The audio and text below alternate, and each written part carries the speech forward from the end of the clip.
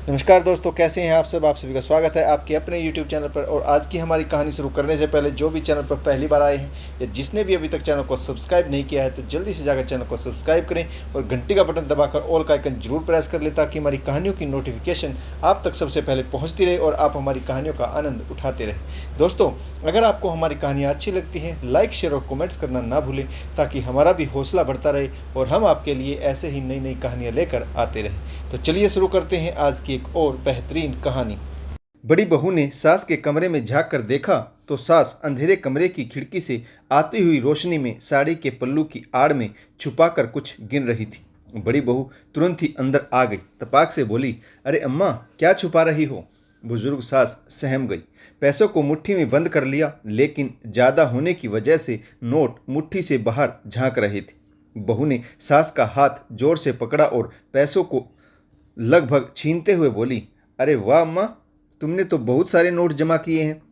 बहू बड़ी ही ढीठता से पैसे गिनने लगी। 2000, 500 के और कुछ नोट 100 के थे। पैसे गिनकर बहू बोली, सासू माँ, हमसे तो आप ही भली, आपकी गठरी में 50,000 रुपये जमा है और एक हम हैं ठन ठन गोपाल, जहर खाने को भी पैसे नहीं। बुजुर्ग सास दबी आवाज़ में बोली, बहू, मैंने पाई पाई जोड़कर यह पूंजी जमा की। सोचती हूँ जब मेरे हाथ पैर काम करना बंद कर देंगे तो बुढ़ापे में मेरे काम आएंगे। इन्हें बैंक में जमा करवा देती हूँ। बुजुर्ग माँ फटे पुराने कपड़ों से दरी बनाने का काम करती थी। आस पड़ोस की लगभग सभी औरतें अम्मा से दरी बनवाया करती थी, जिससे अम्मा के पास यह पैसे जमा हो गए थे। बहू चालाकी दिखाते हुए बोली, माँ जी, बैंक में ब्याज बहुत कम मिलता है, मैं यह पैसे अपने भाई को दे देती हूँ, इन्हें व्यापार में लगा देंगे, देखना कुछ ही सालों में तुम्हारे पैसे दुगने होकर वापस आएंगे। बुजुर्ग सास को अपनी जमा पूंजी हाथ से जाती हुई नजर आ रही थी। बहू ने अपने भाई को तुरंत फोन लगाया। 2 घंटे में ही भाई हाजिर था। वह अम्मा के पैसे लेकर चलता बना। जाते जाते कह रहा था, माँ जी, देखना जल्दी ही तुम्हारे पैसे डबल करके लौटाऊंगा। बुजुर्ग माँ ने कुछ दिन और दरी बनाने का काम किया, लेकिन अब उनके हाथ पैर जवाब दे चुके थे। आंखों से भी ठीक से दिखाई नहीं देता था। जैसी जैसी सास बुजुर्ग होती जा रही थी, बहू का व्यवहार उनके प्रति कर्कश होता जा रहा था। एक दिन बड़ी बहू अपने बच्चों की किसी बात पर पिटाई कर रही थी। बुजुर्ग सास ने कहा, बच्चों को मत मारो, तो गुस्से में बड़ी बहू ने सास पर ही हाथ उठा दिया। ऐसा धक्का दिया कि वह कोने में जा गिरी। हाथ पैरों पर चोटें आई थी। छोटी बहू ने तो कभी सास की जिम्मेदारी ली ही नहीं। अब बड़ी बहू का व्यवहार भी उनके प्रति बदलता जा रहा था। कुछ साल और बीते तो एक दिन बुजुर्ग सास ने अपने पैसों का जिक्र किया तो बड़ी बहू बिफर पड़ी। अरे अम्मा जी, नहीं है मेरे भाई के पास पैसे, जो व्यापार किया था उसमें नुकसान हो गया, अब तुम्हारे पैसे कहाँ से दे। माँ ने पाई पाई जोड़कर पैसे जमा किए थे। बहू ने एक पल में ही बुढ़ापा पूंजी को नकार दिया। परिश्रम की कमाई जब लूट ली जाए तो दिल दुखता ही। बुजुर्ग सास को गहरा सदमा लगा। उन्होंने चारपाई पकड़ ली। आज उन्होंने ना कुछ खाया और ना ही कुछ पिया। अंधेरे कमरे में पड़ी रही। शाम को बेटा घर लौटा तो बहू ने बड़बड़ाते हुए कहा, देखो तुम्हारी माँ कैसे नखरे कर रही। बना बना बनाया खाना खराब हो गया, ना खाना खाया और ना ही चाय पी। बेटे ने कमरे में झांक कर भी नहीं देखा कि माँ की तबीयत कहीं खराब तो नहीं। अगले दिन सुबह बहू ने बासी खिचड़ी कटोरे में डालकर कमरे में भिजवा दी और कहा, यहाँ कोई पैसों का पेड़ नहीं लगा है जो बना बनाया खाना बर्बाद करते रहें। बुजुर्ग सास ने मन मारकर वह खिचड़ी खा ली। 2 घंटे बाद ही खिचड़ी ने पेट में अपना असर दिखाया। माँ को उल्टी और दस्त हो गई। कमरे से बदबू मार रही थी, परंतु उनकी हिम्मत नहीं हो रही थी कि वह अपने कपड़े साफ कर सके।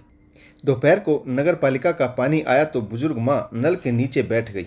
अपने आप को साफ किया और कपड़ों की सफाई की।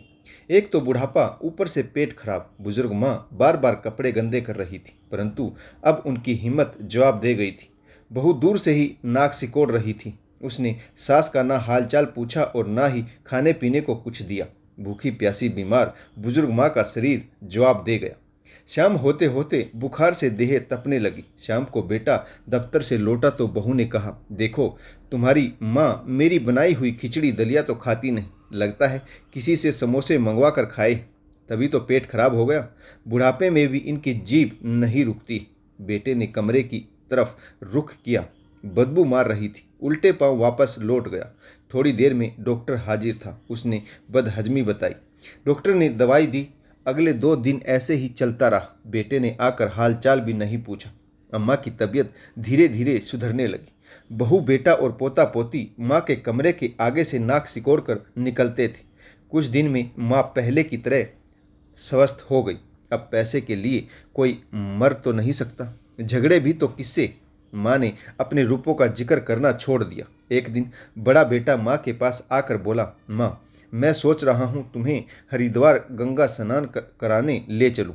जब तुम बीमार थी तो मैंने तुम्हारे लिए भगवान से स्वस्थ होने की प्रार्थना की थी। एक पल के लिए बुजुर्ग माँ सोचने लगी, जो बेटा बहू हर पल उसके मरने की राह देखते हैं, वह उसके अच्छे स्वास्थ्य के लिए प्रार्थना कैसे कर सकते हैं। परंतु पुत्र मोह में बुजुर्ग माँ ने अपनी 2 साड़ियाँ झोले में डाली और तैयार हो गई हरिद्वार गंगा स्नान के लिए। बेटा उन्हें लेकर हापुड़ स्टेशन पहुंचा। स्टेशन पर बैठाकर वह कहीं चला गया।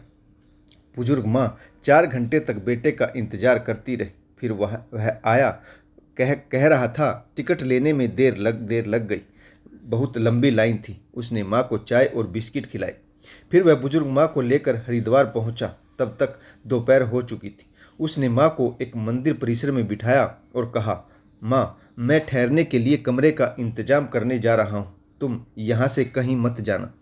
दोपहर से शाम हो गई, परंतु बेटा नहीं आया। शाम होते होते माँ की बेचैनी बढ़ने लगी। उसे बेटे की चिंता सता रही थी। मंदिर का पुजारी सारी गतिविधियां नोटिस कर रहा था।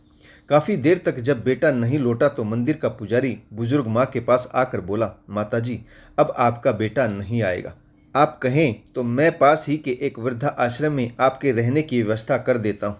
मैं फ़ोन करूँगा तो वृद्धा आश्रम वाले स्वयं आपको लेने आ जाएंगे। बुजुर्ग माँ उम्मीद भरी नज़रों से पुजारी की तरफ देखते हुए बोली, नहीं बेटा, मेरा बेटा कमरे का इंतजाम करने गया है, वह आता ही होगा। पुजारी फिर से अपने काम में लग गया। कुछ देर बाद फिर से आकर बोला, माताजी, आपका बेटा नहीं आएगा। पुजारी सारे हालात समझ चुका था। उसे अक्सर ही ऐसे बुजुर्ग को देखा था जिन्हें उनके बच्चे हरिद्वार छोड़कर चले जाते हैं और फिर उनकी सुध नहीं लेते।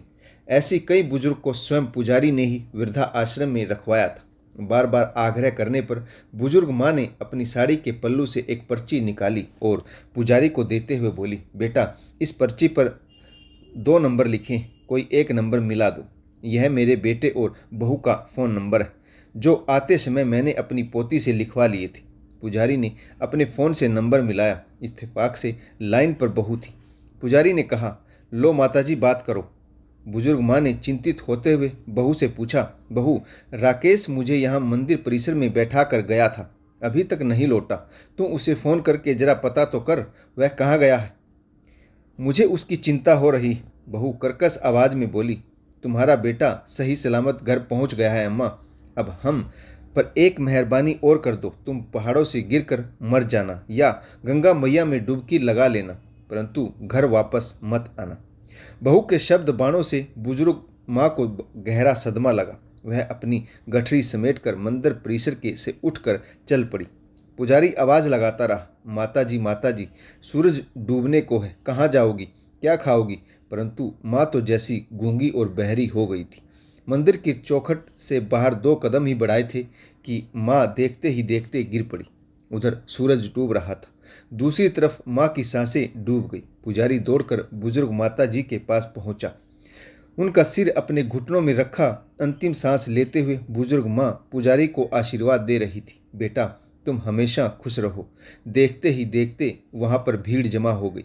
बुजुर्ग माँ इस संसार को छोड़ गई। पुजारी ने बुजुर्ग माता जी की देह का अंतिम संस्कार किया। तो दोस्तों, इस कहानी में आपको किस पात्र की भूमिका अच्छी लगी और इस कहानी से आपको क्या शिक्षा मिली, आपको यह कहानी कैसी लगी, सभी बातें कमेंट्स बॉक्स में लिखकर जरूर बताएं, ताकि हमारा हौसला बढ़ता रहे और हम आपके लिए नई नई कहानियाँ लेकर आते रहें। तो कहानी पढ़ने के लिए आप सभी का बहुत बहुत धन्यवाद। जय हिंद, वंदे मातरम, भारत माता की जय। जय जवान और जय किसान।